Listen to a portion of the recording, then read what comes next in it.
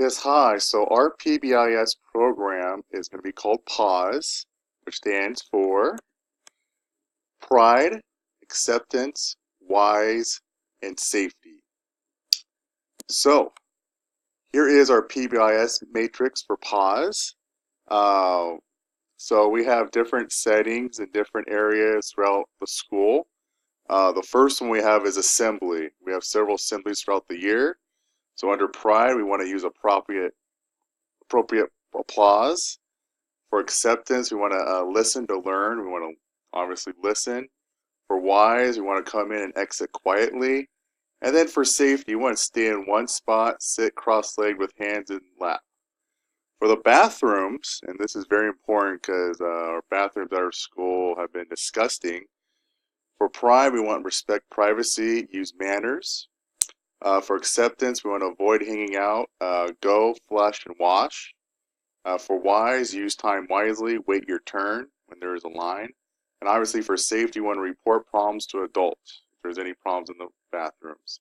Before and after, keep your hands, feet, and property to yourself. For pride. For acceptance, set a good example. For wise, keep your feet on the ground, stand in student areas only. And obviously for safety, be aware of buses and cars. Use crosswalk with adults. So that's before school, after school. Before the bells, after bells dismissed. For the bus, obviously when you take the bus, for pride, no eating or drinking. Use kind words. Acceptance, keep your hands, feet, and property to yourself. Wise means to listen to the bus driver, report problems. Okay, and then for safety, stay seated when bus is moving. Okay. Cafeteria, for pride, throw away your trash, use table manners. Leave a clean table, chair, and floor.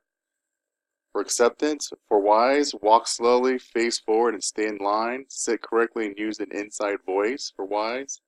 And then for safety, listen to and follow directions. For the hallway, for pride, we want to keep your hands, feet, and property to yourself. For acceptance, we want to set a good example when we go through the hallway. For wise, walk slowly, face forward, and stay in line.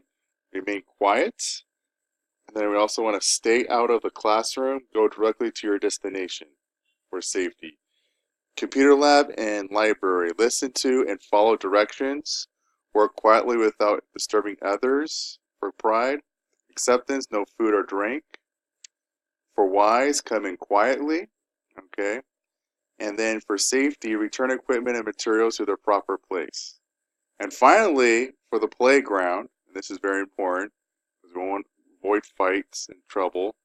For pride, want to set a good example, take turns and include everyone. For acceptance, use equipment appropriately. For wise, listen to and follow directions. Safety, line up when the bell rings, protect and care for property and plants, and report problems. So this PAWS matrix is what the students must follow. Okay, and we will be using a reward system when students follow this PAWS matrix.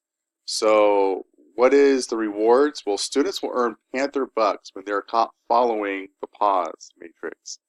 Panther Bucks can be used for following, and here's some rewards students can receive. Students love to get in front of the lunch line, so that's one reward. They could buy items at the student store with their Panthers Bucks. They could get admission to watch a movie during lunch. They could buy a raffle tickets to have a chance to earn a prize every Friday. Prizes are going to probably be somewhat small, probably gift cards to certain places. And then also, if they have a free dress pass on Friday. So if they earn enough bucks, they could use it to have a free dress on Fridays instead of wearing their uniform. So what are the consequences for those students not following PAWS? Well, they won't be able to participate in extracurricular activities, field trips, or events such as school dances. Repeated offenders will serve a required peer mediation in which they reflect on their behavior with the peer counselors. And the peer counselors will take track who is attending. Okay, and those who are not attending, well, there'll be more consequences. Other consequences also include they will pick up trash during lunch or after school. Obviously, parent conferences is big. And then those who commit major infractions like fighting, bullying, etc., well, they get consequences can include school detention, but also possibly suspension.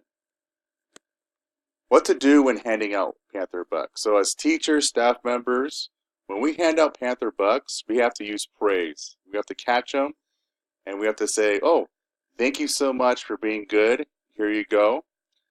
Studies have shown that when we say 5 positive comments, we got to say five positive comments for every 1 negative comment. This really has a huge impact on all students, especially those struggling students, because those struggling students and those challenging students probably don't get much praise at home. Don't get any positive comments at home. So when we give them positive comments, they'll feel better and they will react to that. Okay. We only give 1 buck at a time, so do not give multiple bucks at the same time. Make sure you sign your name and put the date when you give out the bucks to the students. And when you run out of bucks, pick more at the main office from the office manager. Okay. Now, what to do and what not to do in handling Panther bucks. So don't use it for academics. So, for example, if you're going over questions for a quiz and students are getting it right, do not give Panther bucks for that. This is only for behavior purposes only. Okay. Also, don't give multiple Panther bucks to the same person at once. We kind of mentioned that before. Do not leave someone out of the group when everyone in the group deserves it. So if there's 5 people doing what they're supposed to do, give each one of those 5 people a Panther buck. And do not say anything when you, you have to say praise when you give out Panther bucks. Always use praise when giving it out. Okay? So don't be quiet when you give out Panther bucks. Always use praise. Say thank you for following the PAWS. Here you go.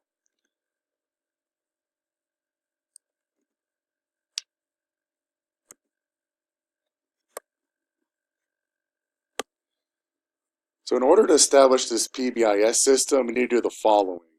First of all, we need to have a PBIS team that consists of an administrator, teachers, counselor, and possibly parents.